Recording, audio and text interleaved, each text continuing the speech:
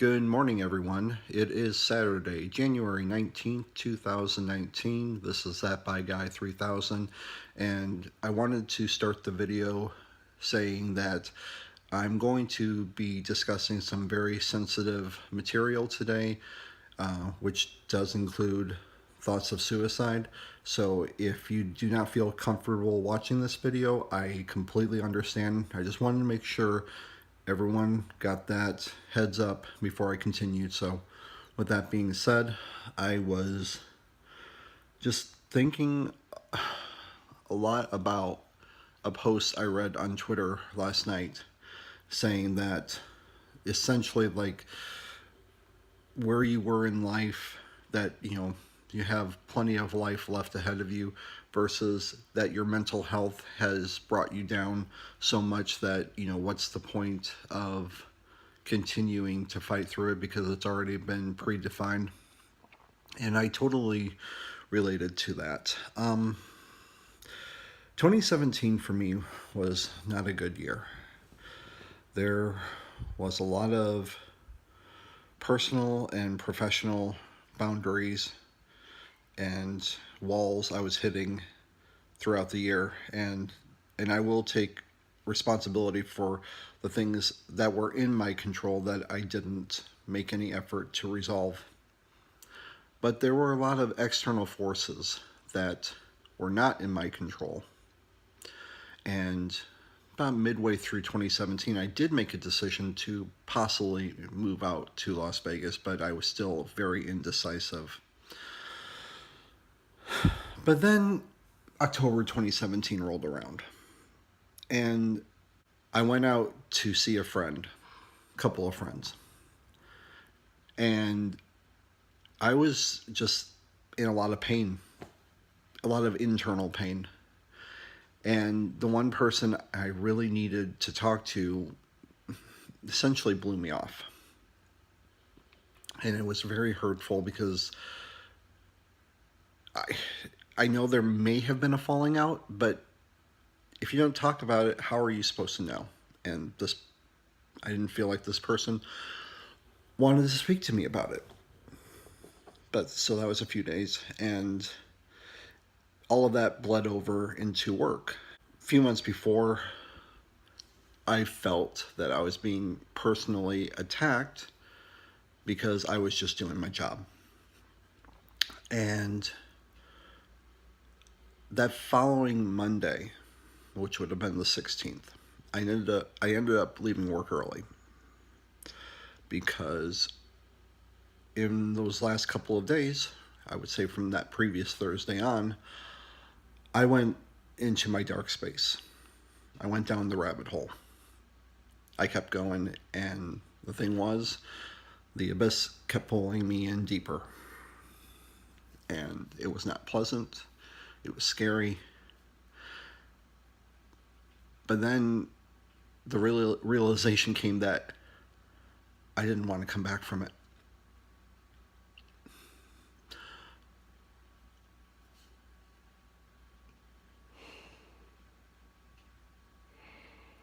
So I ended up leaving work early, and my boss walked by, and I just said I wasn't feeling well.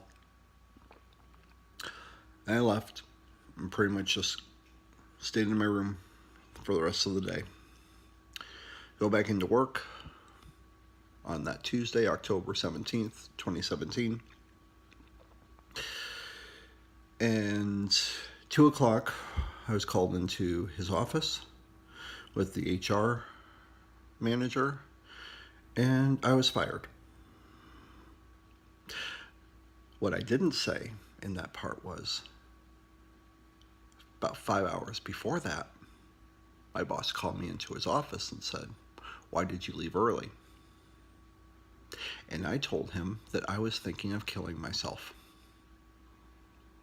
And then 5 hours later, I was fired. I am somewhat religious, spiritual, however you want to put it. But I will say that him, the HR manager, and the CEO, I, to this day, have not forgiven them for that. and I most likely never will, because I felt, took advantage of a situation that instead of helping me, they put me down a darker path.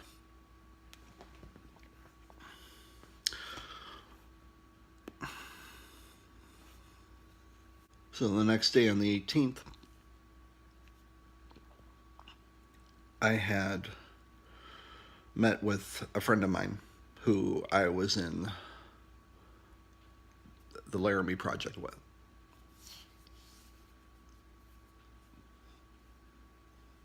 And I let him know that I was ready to be done. I said that there wasn't anything worth fighting for anymore. I didn't care how my friends or my family or however anyone would react, because it didn't matter.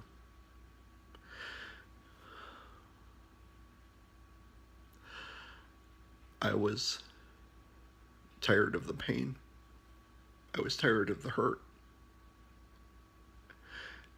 And I just didn't feel the need to go on any longer. A couple of people prior to me being fired had reached out, in good ways and bad.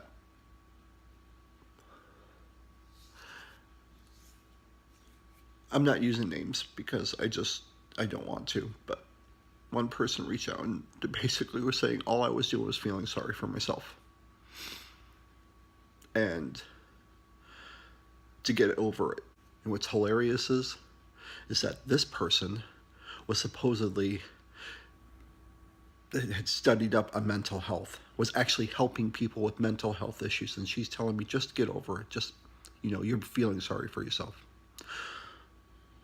Well, here's the one thing that I think a lot of people never understood about my depression, is that there may have been moments where I did feel sorry for myself, but I would say that was about 10 to 20% of the time. The other 80 to 90% was this darkness that I could just go down. I can't find any other words to describe it, because that's exactly how it feels like. Even in my relationship where I'm at right now, it has happened. I have moments. I had this one moment, we were at a restaurant and I snapped at somebody. There was no reason, no justifiable reason for me to snap at them. And I did. And I later apologized, but in between that time, I wrote something down, and it basically said,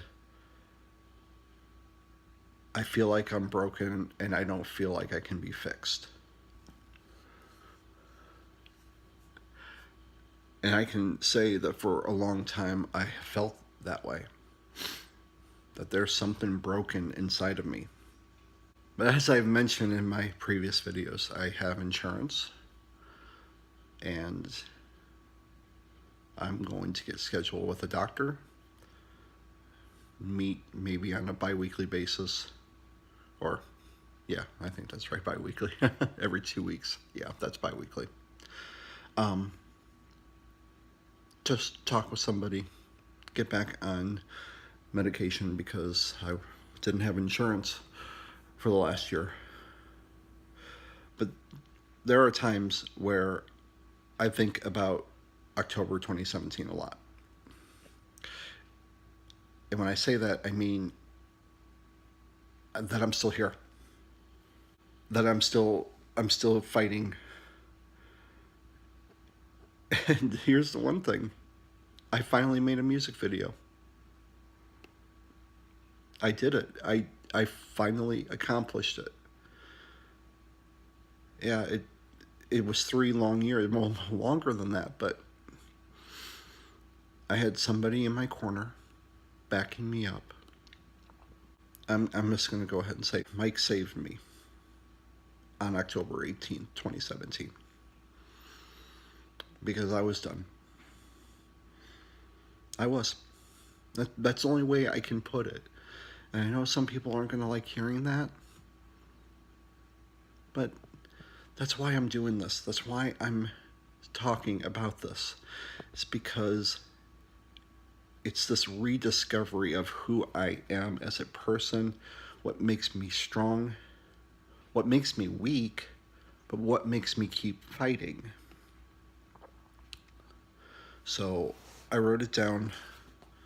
So here it is, 1-800-273-TALK. This is the National Suicide Hotline. I have used it a couple of times, and they do have resources available. They actually, I believe, they still do have online references that if you can't get through on the phone, you can definitely get online. I know it sounds cliche. It does get better. It may not feel like it's getting better. It may not feel like it's working at the progress you want it to work at. But all in all, there is a light inside of you. There is a spark. And mine was close to going out. But I wasn't ready for it. I didn't personally know that I wasn't ready for it, but I needed that push. And Mike, I thank you from the bottom of my heart every single day for that.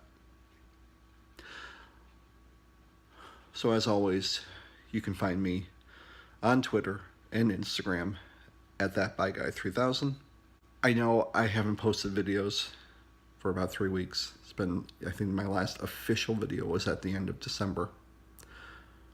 Could have been later than that, but I thank you all for watching. I feel this has turned into something more than I could have imagined it would be. It has to grow.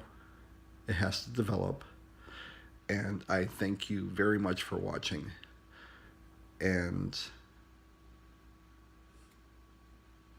I love you all. You take care. Take care of yourselves. And I'll talk to you next time.